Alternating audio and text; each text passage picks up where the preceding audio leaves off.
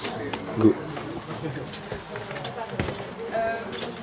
Alors on va reprendre un petit peu et voir maintenant de manière un peu plus pratique, parce que tout ça a été bien théorique.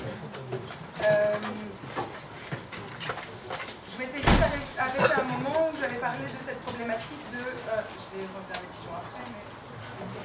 Voilà, entre ces deux photos, donc la problématique du net et du flou. Si je prends cette photo-là, je vous ai dit que vous pouvez encore régler si vous voulez le premier plan net, le deuxième plan net ou le troisième plan net. Okay. Donc là, il y a une question de réglage dans l'appareil photo qui est important. C'est ce qu'on appelle l'autofocus. L'autofocus, c'est la mise au point automatique de votre appareil photo. Par défaut, cet autofocus est réglé en automatique. C'est-à-dire que tous les collimateurs, ce qu'on appelle les collimateurs, c'est les petits points que vous voyez quand vous regardez dans le viseur. Tous les petits points sont actifs, et donc en automatique, il va rechercher dans ces petits points qu'est-ce qui pourrait bien être le sujet, faire le point dessus. Ça marche souvent, mais pas toujours. Et ça ne permet pas, comme dans une photo comme ça, de choisir si on veut mettre la netteté, premier plan, deuxième plan, troisième plan. Donc, quand vous voulez netter un point précis, cet autofocus automatique ne vous permet pas de le faire. Donc dans votre menu, où souvent on va par mode fonction, vous pouvez choisir, il y a mode de zone autofocus, et il faut choisir sélectif, et le rendre sélectif sur le point central, donc sur le collimateur central. En faisant ça, quand vous appuyez à moitié sur le déclencheur pour faire la... Donc vous faites la mise au point en appuyant à moitié sur le déclencheur, avec ce qu'on appelle à mi-course dans les modes d'emploi. En fait là, on entend qu'il cherche pour faire la mise au point, et on entend le petit bibi, et un petit point vert qui apparaît dans le viseur, qui vous confirme que la mise au point a été faite. Donc en fait, il calcule la distance du sujet, il fait la netteté, et vous pouvez faire la photo. En bloquant ce collimateur sur le point central, ça veut dire que la mise au point se fera toujours sur le point central. Alors, c'est très bien, mais vous allez me dire, quand mon sujet, comme ici, mon sujet est sur le côté. Si je fais ma photo comme ça, c'est mon personnage devant qui sera net sur cette photo. Si je veux que mon personnage sur le côté soit net, alors en fait, je vais devoir faire une petite manipulation, mais qui peut aller très vite quand on a pris l'habitude, qui est de viser sur ce personnage, donc celui, le deuxième, le personnage B, mettre son visage au milieu de mon image, appuyer à moitié sur le déclencheur pour qu'il enregistre la mise au point à cet endroit-là, puis recadrer comme je veux mon image et faire la photo. Donc ça demande un petit peu savoir appuyer à moitié sans faire la photo et recadrer. Mais quand on a pris l'habitude de faire ça, c'est la meilleure façon de choisir exactement où on fait la mise au point. Comme ça, si je fais cette photo et que je veux faire la mise au point sur le personnage tout au fond, je mets le personnage tout au fond au milieu de l'image, j'appuie à moitié, je garde le doigt enfoncé, je recadre et j'appuie. Okay. Je pense à une chose, pour bien faire ça, en fait, il y a deux paramètres à régler. Donc, mode de zone autofocus, il faut le mettre en sélectif sur le point central. Et la deuxième chose, c'est pour que justement, quand on se déplace, quand on a le doigt à moitié enfoncé, pour qu'il garde en mesure la mise au point et qu'il ne change plus, il faut changer aussi, je ne sais pas le terme général, c'est chez Nikon par exemple, c'est souvent AF, un petit quelque chose, autofocus. Donc il y a FS, AFC, AFA. Je vous dis après pour Canon, hein, je ne l'oublie pas. Et ceux qui ont autre chose, il faut le chercher, parce que là, l'appareil photo à l'autre, ça va. En fait, il faut mettre l'autofocus en S, qui veut dire simple. Si on le met sur C, continu, ça veut dire que si le personnage bouge, ou nous si on bouge, l'autofocus va se refaire tout seul. Quand il est mis en simple, alors chez Canon, ça s'appelle One Shot. Dans les fonctions, vous avez la possibilité de mettre en AI Servo, je ne sais plus quoi, et One Shot, il faut mettre en One Shot. Donc c'est pareil, le S. Quand vous avez mis dans ce mode-là, ça vous permet, en appuyant en moitié sur le déclencheur, d'enregistrer la mise au point et de faire votre photo. Vous avez compris le principe? Oui? Donc ça c'est une petite chose, mais qui est super importante pour pouvoir vraiment choisir l'endroit où vous faites votre mise au point. Par défaut, ce qui se passe, donc il est sur tous les collimateurs, et donc il se débrouille avec ça, il cherche l'endroit pour faire la mise au point. Donc ça peut aller pour les photos, on va dire, où le sujet est plus ou moins central. Alors maintenant, on a vu nos trois paramètres de manière séparée, ISO, diaphragme, vitesse. enfin ISO, vitesse, diaphragme, on va faire dans l'autre sens. Maintenant, on va voir comment on les met ensemble. Comment on fait pratiquement avec son appareil photo. Alors, première chose, l'ISO, je vous ai dit, donc je vous déconseille d'utiliser en automatique, mais plutôt de le choisir, pour éviter qu'il monte trop haut quand vous êtes dans un endroit sombre, en sachant que plus vous mettez un ISO bas, meilleure sera la qualité. Mais vu qu'il est bas, il est peu sensible à la lumière, le risque c'est que la photo soit floue, ce qui va condenser le fait qu'il soit peu sensible à la lumière par une vitesse lente, si vous n'avez pas assez de lumière. Si on met 100 ici, votre photo sera floue. Okay. Donc, vous allez devoir régler l'ISO, et donc, voilà. Pigeon. Donc, vous allez mettre ensemble, maintenant, diaphragme et vitesse. Je vous montre 3 photos, la même photo. Sur cette photo, on a mis un diaphragme ouvert, avec une vitesse rapide. Le diaphragme ouvert, peu de profondeur de champ, nous donne un arrière-plan flou. Okay. La vitesse rapide nous permet de figer le mouvement, et donc d'avoir des pigeons très nets. Ça, c'est la première possibilité. Deuxième possibilité, diaphragme moyen. C'est un petit peu moins flou derrière. Vitesse moyenne, donc on a du flou et du net. En gros, tout ce qui bouge trop devient flou. Je vous remonte la première. Diaphragme très ouvert, peu de profondeur de champ. Vitesse rapide, les pigeons sont nets. Moyen, moyen. Et diaphragme très fermé, donc c'est net dans la profondeur de champ. Vitesse tellement lente que les pigeons disparaissent complètement. Et alors, ce qu'il faut comprendre, c'est qu'en fait, avec ces 2 paramètres, on a 3 photos différentes, du même moment. Bon, c'est la repro qui fait qu'il y a des différences d'exposition, mais normalement l'exposition est la même, parce qu'il y a la même quantité de lumière qui rentre dans l'appareil photo, mais de 3 manières différentes. Et c'est ce qu'on appelle la combinaison. L'exposition, c'est une combinaison. Donc, je vais vous expliquer. Donc, l'appareil photo va vous indiquer ce qu'on appelle le couple, la diaphragme-vitesse. Et par rapport à ça, vous allez pouvoir choisir si vous voulez plutôt un couple avec une vitesse rapide et un diaphragme fermé, ou avec une vitesse lente, un diaphragme fermé, une vitesse rapide, un diaphragme ouvert. En fait, je compare toujours, en fait, votre appareil photo, il a à l'intérieur une cellule qui calcule la lumière qui passe à travers l'objectif. Donc la lumière qui est réfléchie par le sujet, est renvoyée dans l'appareil photo, et la cellule photosensible réagit à la lumière et va transformer cette quantité de lumière en données photographiques. Les données photographiques, c'est ce truc ISO, diaphragme, vitesse. Donc il nous dit qu'est-ce qu'il faut faire pour que l'image soit bien exposée. Donc vous avez choisi par exemple l'ISO 400, et donc l'appareil photo, selon le menu, le mode que vous avez choisi, ça sera dit de manière différente, mais il va vous dire qu'est-ce qu'il vous faut pour que l'image soit bien exposée. Bien exposée, ça veut dire ni trop clair, ni trop diffus. Alors de temps en temps, l'appareil photo peut se tromper, mais en général, si on suit ce que nous dit l'appareil photo, si on n'a pas des conditions de lumière très particulières, ce qu'on appelle particulières, c'est-à-dire un contre-jour, des choses très très noires ou très très blanches, enfin, vraiment un contraste trop fort. Mais sinon, dans les photos les plus standards, normalement, vous savez ce que vous indique votre appareil photo et l'exposition sera bonne. Et là où vous pouvez intervenir cette image pour jouer sur ce à quoi elle va ressembler, c'est de jouer, si c'est un sujet en mouvement, de mettre principalement une vitesse rapide pour figer le mouvement ou une vitesse lente pour avoir du flou. Et s'il n'y a pas de sujet en mouvement, vous allez jouer sur profondeur de champ ou pas, du flou dans la profondeur de champ ou pas. Donc ce rapport flou et netteté. Donc il y a plusieurs flous, il y a le flou de la profondeur de champ et il y a le flou du mouvement. Donc dans ces jeux-là, donc si je reviens, ici c'est un flou de mouvement, là un petit flou de mouvement, et là c'est un flou de profondeur de champ. Donc dans le choix de tout ça, on va pouvoir choisir quel type d'image on veut faire.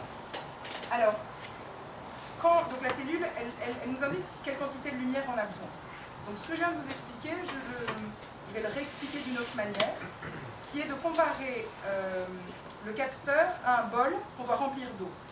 Quand on le remplit d'eau, c'est la quantité de lumière qu'on a besoin pour avoir une bonne exposition. Donc quand mon verre est rempli, ça veut dire que j'ai la bonne quantité de lumière. Okay, donc j'ai 2 manières de faire ça. Ou bien j'ouvre mon robinet tout doucement, donc ça veut dire un petit trou, un petit diaphragme, pendant assez longtemps, okay, pour que ça puisse se remplir. Ou bien j'ouvre à fond, grand trou, et là ça va très vite se remplir, donc vitesse plus rapide. C'est exactement la même chose avec la lumière. Ou bien je vais ouvrir mon diaphragme, ou évidemment au milieu, c'est-à-dire moyen et vitesse moyenne. Donc on va jouer sur ce rapport-là, mais l'un va compenser l'autre. Donc si on choisit de faire une vitesse très rapide, il y a peu de lumière qui rentre dans l'appareil photo.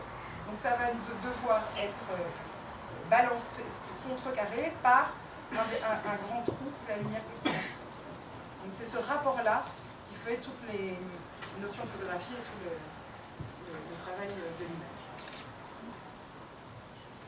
Alors, donc voilà, si votre appareil photo vous indique par exemple f8 125e, vous avez le choix de mettre f5.6 250e, f4 500e et des intermédiaires, et la même chose pareil.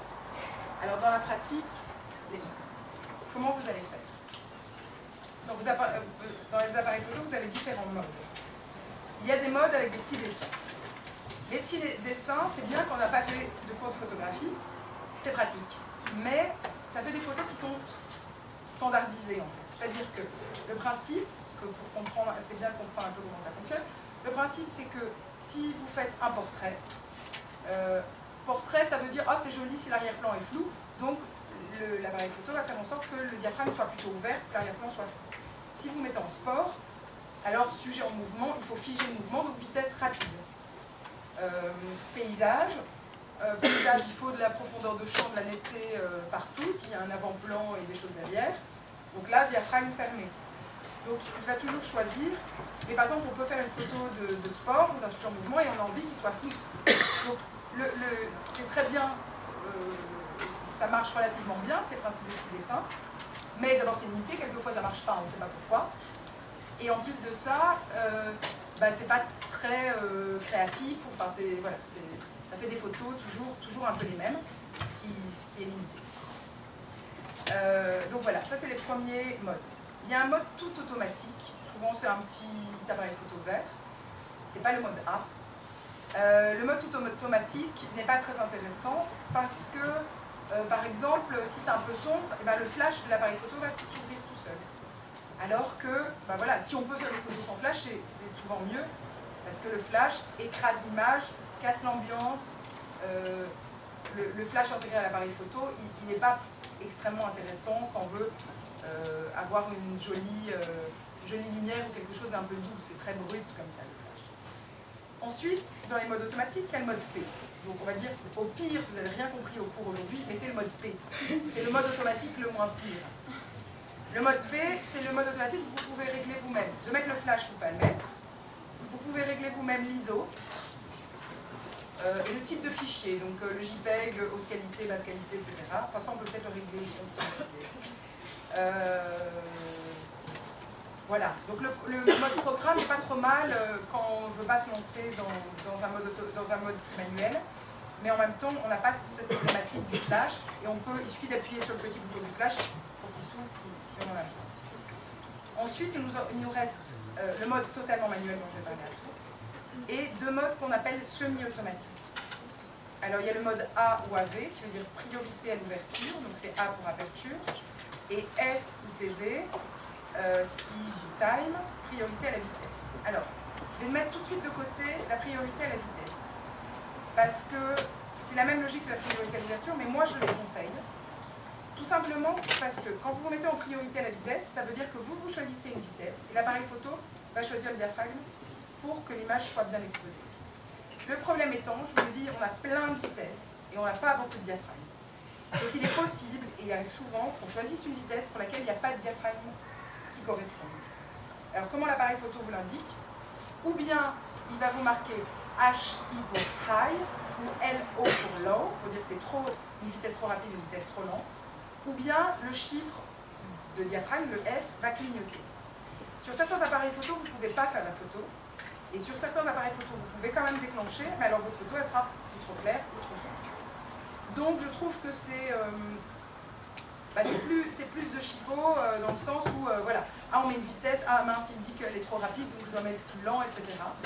Alors que l'autre mode que je conseille vivement, le mode priorité à l'ouverture, A ou AV, a cet avantage que quel que soit le diaphragme que vous choisissez, il y a toujours une vitesse qui correspond. Alors, elle peut être trop lente, alors vous faites une photo floue, mais au moins vous avez fait votre photo et l'exposition est toujours bonne. Donc c'est un mode que j'aime beaucoup et que je conseille vivement à l'utilisation au début et même après pour le côté rapide, plus rapide que le mode manuel. Alors, je vais revenir sur le manuel après, mais pour rester un petit peu sur le mode priorité à l'ouverture. En fait, quand vous regardez votre écran ou quand vous regardez dans le viseur, au moment où vous faites des photos, vous regardez dans le viseur, juste en appuyant un tout petit peu sur le déclencheur, vous rendez ces chiffres visibles, et en tournant votre molette, vous allez pouvoir changer le diaphragme, et vous allez voir que la vitesse change en même temps. Donc vous voyez en même temps votre vitesse et votre diaphragme. Ce qui permet, si vous voulez jouer sur la profondeur de champ, changer le diaphragme. Petit chiffre pour avoir peu de profondeur de champ, grand chiffre pour avoir beaucoup de profondeur de champ. Si vous photographiez un sujet en mouvement, c'est toujours le diaphragme que vous changez, mais vous regardez ce qui vous indique comme vitesse, en fait, tout simplement.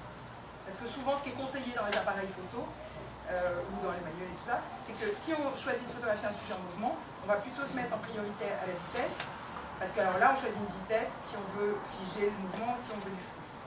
Mais finalement, en priorité à l'ouverture, on voit quand même la vitesse indiquée en même temps.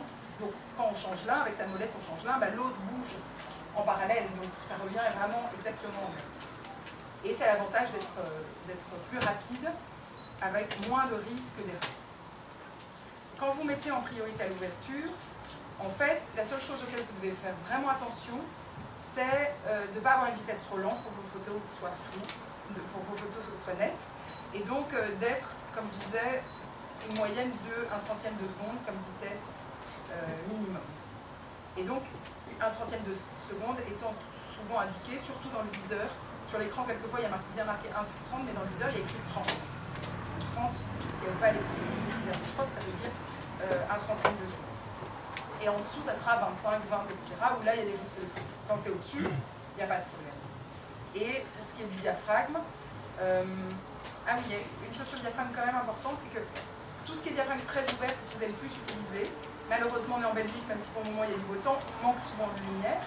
Et donc, on va souvent travailler plutôt avec des diaphragmes assez ouverts. Les diaphragmes très fermés, il faut vraiment beaucoup de lumière pour pouvoir faire ça. Et donc, il faut savoir aussi une chose, de toute façon, les diaphragmes très fermés, on a aussi une perte de qualité. Donc, jusqu'à 16, 22, c'est le maximum. Ça, c'est vraiment si vous voulez faire du paysage, avec par exemple du sol, des choses devant, vous voulez vraiment de la netteté partout, ou bien un espace avec vraiment des choses, des bâtiments avec du premier plan, des choses plus loin et tout, etc. Là, vous allez fermer autour de 16, 22. Mais sinon, toutes les autres photos, vous allez vous mettre maximum à 8 en fermeture. Et en plus, à 8, c'est là que l'objectif utilise le plus de ses capacités au niveau qualité d'image. La meilleure qualité, c'est vraiment autour de 8. 8, 9, 7, tous ces chiffres médians. Ce qui fait que, finalement, quand on fait des photos, on va souvent jouer avec des diaphragmes ou très ouverts pour essayer d'avoir du flou derrière, ou un petit peu moins ouvert si on a envie d'avoir, par exemple, une vitesse un peu plus lente et d'avoir du flou. Donc voilà, on joue souvent et vous allez voir que très vite vous allez régulièrement avoir un peu les mêmes chiffres que vous allez utiliser et on n'utilise pas tellement toute la gamme des possibilités.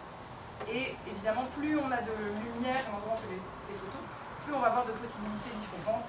Et quand on manque de lumière, on est beaucoup plus limité malheureusement. Donc ça c'est par rapport au mode. Qu'est-ce que je vais dire sur les modes? Ah oui, le mode manuel. Il y a des gens qui préfèrent travailler en total manuel. Ça revient au même, sauf que c'est plus lent. Mais c'est vrai que quelquefois, pour mieux comprendre, ça peut être une possibilité.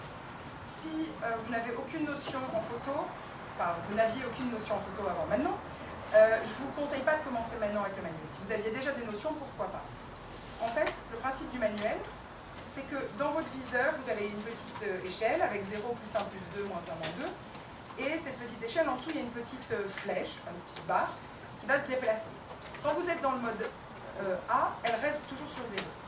Si vous êtes dans le mode manuel, elle se déplace, parce qu'en fait, elle vous indique, par rapport aux chiffres que vous avez mis, vous choisissez tout seul diaphragme, vitesse et ISO, et lui vous dit, par rapport à ça, en visant, en vous mettant vers votre sujet, si c'est surexposé en plus ou sous-exposé en moins. Et c'est à vous de régler les deux paramètres pour arriver sur 0. Alors comment régler ces deux paramètres? Il y a la molette, donc il y a deux types d'appareils photo. Il y a ceux qui ont une molette devant et une molette derrière, mais c'est déjà des appareils plus perfectionnés. Donc ça c'est pratique. Mais souvent vous avez une molette seulement devant. Donc, dans ce cas-là, la molette devant va vous servir pour les deux. Il faut appuyer en même temps sur un petit bouton. Ça dépend des modèles, mais il y a un petit bouton où souvent il y a ou un dessin de diaphragme, ou marqué AV, et donc qui vous permet, quand vous appuyez dessus, de changer le diaphragme. Mais donc, quand on n'a qu'une seule molette, travailler en manuel, c'est un peu compliqué, parce qu'il faut appuyer sur un bouton et changer la molette en même temps. Donc, c'est pour ça que le mode AV, je trouve, convient un peu pour tout le monde. Voilà pour les modes. Je vais juste, on va finir avec les objectifs. Juste avant ça, je vais... Bon, ça serait vraiment l'objet d'un cours à part entière, mais il y a la question de l'exposition de l'image. Donc, je vous ai dit, normalement, en suivant votre appareil photo, les indications de travail photo, en faisant ça, vos photos elles seront bien exposées. Mais de temps en temps, ce n'est pas le cas. Donc, c'est assez compliqué, la problématique de l'exposition, mais un petit truc très facile, qui se trouve en plus même dans les appareils photo compacts, qui se trouve partout, et qui peut vraiment aider, c'est quand votre photo elle est trop claire ou trop sombre, vous pouvez utiliser ce qui s'appelle le correcteur d'exposition. Le correcteur d'exposition, c'est un petit bouton, enfin un petit bouton avec un plus et un moins sur du noir et du blanc.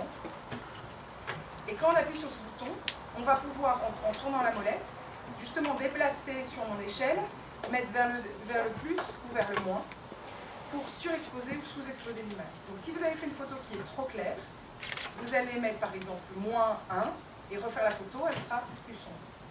Si votre photo est trop sombre, vous appuyez sur le petit bouton, vous faites plus 1, vous refaites la photo et elle sera plus claire. Donc c'est voilà, la photo d'après, ça ne change pas votre image, mais je veux dire, ça change les paramètres. Attention, quand on change ces paramètres, ils ne se remettent pas à zéro après. Donc il faut bien penser à les remettre à zéro parce qu'il n'y a pas de réinitialisation. Mais ça, c'est un bon système, assez simple pour avoir une exposition correcte, parce que de temps en temps, on ne sait pas pourquoi, enfin il y a des raisons, mais la cellule de l'appareil photo se trompe complètement et la photo est ou trop claire ou trop sombre.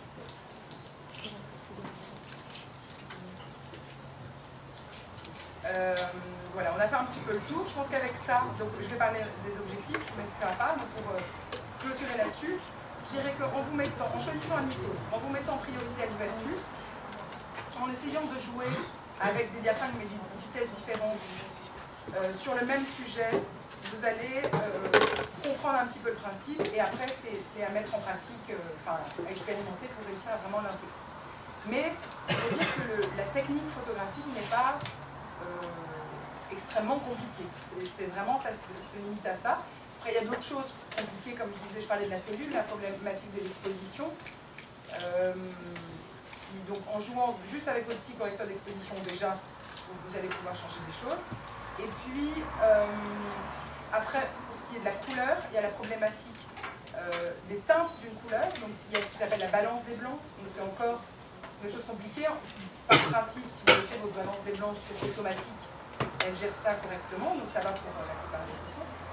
Et il y a aussi l'autre chose que j'aborde juste en deux mots, qui est le type de fichier. La plupart de vos appareils photo, vous pouvez choisir de faire des photos en JPEG ou en RAW.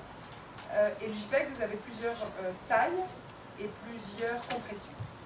Alors, en JPEG, il faut savoir que, surtout que maintenant où la mémoire coûte vraiment plus grand chose, choisissez toujours la plus grande taille et l'image la moins compressée possible, parce que vraiment ça change des choses sur, même si vous ne l'agrandissez pas, sur la finesse de l'image. Si vous êtes en JPEG, il faut savoir que le JPEG, c'est une image qui est de manière automatique déjà arrangée, pour qu'elle puisse être imprimée directement. Plus contrastée, avec des couleurs plus saturées. Donc c'est bien, mais quelquefois on n'aime pas. Alors vous pouvez toujours passer par ce qui s'appelle le style d'image. Donc vous trouverez ça dans votre menu, là il faut rentrer dans le menu. Le style d'image, c'est là où vous pouvez mettre par exemple le noir et blanc souvent. Il y a monochrome. Et en fait, vous avez un style d'image, souvent celui qui est choisi c'est standard. Mais vous pouvez mettre par exemple neutre, puis il y a portrait, paysage, enfin il y a différents trucs. Et si vous regardez l'explication dans votre mode d'emploi, ça vous permet, si vous faites des photos en JPEG, toujours, par exemple, d'avoir des couleurs moins saturées. Souvent, les couleurs sont un peu trop flashy avec le JPEG. Si vous prenez style d'image neutre, déjà vous aurez des images un peu plus douces. Et ça, c'est sans avoir besoin de retoucher son image. Donc, c'est des petits trucs qui peuvent faciliter les photos au quotidien. Et alors si vous faites des photos dans ce format qui est le format RAW, c'est un type d'image qui va être,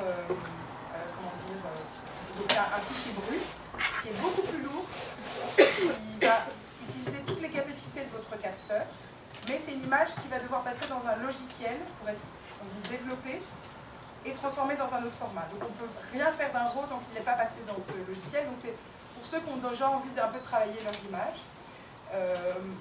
mais qui, à partir du moment, si vous commencez à travailler vos images, ne le faites pas sur du JPEG, faites du RAW, ça vaut vraiment la peine. Surtout que les logiciels de développeurs de RAW sont très simples à utiliser. C'est pas du tout, on pense tout de suite à Photoshop, mais c'est des logiciels beaucoup plus simples, avec des petits curseurs, et on bouge luminosité, les blancs, les noirs, et on voit tout de suite sur l'image ce que ça donne. Et après on la transforme en JPEG par exemple. Parce que travailler sur un JPEG, l'ouvrir dans un programme Photoshop ou autre, retravailler dessus, la fermer, l'enregistrer, la rouvrir, transformer, réenregistrer, à chaque fois, il y a une nouvelle compression, donc il y a une perte de qualité d'image et le résultat final est catastrophique. On a une mauvaise qualité sans comprendre pourquoi. Donc c'est vraiment, surtout que voilà, les appareils photo, réflexes numériques sont de bonne qualité, vous pouvez quand même souvent agrandir quand même pas mal d'images, mais à partir du moment où vous retravaillez l'image, préférez le RAW. Évidemment, il faut avoir un logiciel. Normalement, le CD d'installation de votre appareil photo ou sur le site, vous pouvez normalement, à partir du moment où vous avez un appareil photo qui fait du RAW, vous pouvez avoir un petit programme qui vous permet de développer les RAW qui sont liés à votre appareil photo. Au moins ça, puis il y a plein de programmes après qui existent, mais ça peut valoir la peine. Alors, je vais juste finir en évoquant les objectifs. Parce que les objectifs, donc j'ai parlé de l'objectif par rapport au diaphragme, donc ça c'est une des choses importantes. Donc quand vous achetez un objectif, quand vous regardez les diaphragmes qui ouvrent à des petits chiffres, ça vous permet de jouer sur des flous. C'est aussi ce qu'on appelle les objectifs plus lumineux, parce que le fait de pouvoir ouvrir plus de diaphragme, ça permet de faire des photos quand il y a moins de lumière par exemple. Donc plus grand diaphragme, il y a plus de lumière qui rentre, donc c'est intéressant. Mais on oublie une chose qui est ce qu'on appelle la focale. La focale, c'est l'angle. Donc je parlais de grand angle, téléobjectif, le fait de afficher toute la salle en une photo ou bien une personne en particulier. Ça, c'est la focale. Et en fait, on utilise souvent la focale pour, selon justement ce qu'on veut cadrer dans son image. Mais si je veux photographier un de vous en particulier, je peux aussi m'approcher. La photo, il faut aussi bouger physiquement. C'est pas que le zoom. Enfin, si on est paparazzi et qu'on est caché.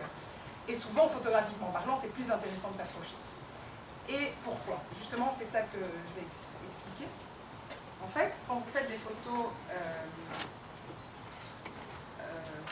avec une certaine focale, vous jouez aussi sur l'effet de profondeur dans l'image. Ce qui fait qu'on regarde une photo faite au grand angle, et une photo faite au téléobjectif. Qu'est-ce qu'on va avoir? Au grand angle, on va avoir un effet de profondeur. Le grand angle, c'est ce qui va éloigner le sujet. Par exemple, d'où je suis, j'ai de mal à tous vous voir, mais au grand angle, je vais pouvoir tous vous photographier parce que vous allez être un peu éloigné par rapport à la réalité. Celui qui correspond à la distance qu'on voit à l'œil, c'est le 35 mm pour tout. Donc ça dépend du capteur aussi, mais pour vos réflexes qui ne sont pas full frame, c'est 35 mm. Sinon, le standard, donc l'œil, quand le capteur est plus grand, c'est un 50 mm. Mais sinon, tous les chiffres qui sont en dessous de 35, donc vous voyez sur la bague ici, quand les chiffres dont je parle, ils se trouvent sur la bague là, quand vous êtes en dessous de 35, c'est du grand angle. C'est-à-dire que ça va éloigner votre sujet. C'est une focale qui permet de mettre beaucoup de choses dans l'image et qui donne une grande impression de profondeur dans l'image. C'est une focale qui est très intéressante pour du paysage, par exemple, et qui va avoir, dont les limites vont être qu'il y ait des risques de déformation, surtout sur les bords de l'image, et surtout quand on est trop près. C'est pour ça que le paysage étant plus loin, il n'y a pas de déformation. Quand on est trop près, il y a des déformations. Je vais vous montrer des exemples. Donc ça, c'est la problématique du grand angle. Mais beaucoup de photographes l'aiment pour jouer sur différents plans. Si on veut... je sais pas, faire des photos de rue avec différentes scènes en même temps. Le grand angle permet de mettre plein de choses dans l'image. Et alors on voit ce qu'il y a à l'avant-plan, on peut mettre des gens très proches de l'appareil photo, le fait que ça éloigne un peu, ça va être très près de l'appareil photo, et un peu derrière, etc. Donc on peut vraiment jouer avec ça. Le 35, le standard, c'est un objectif qui est très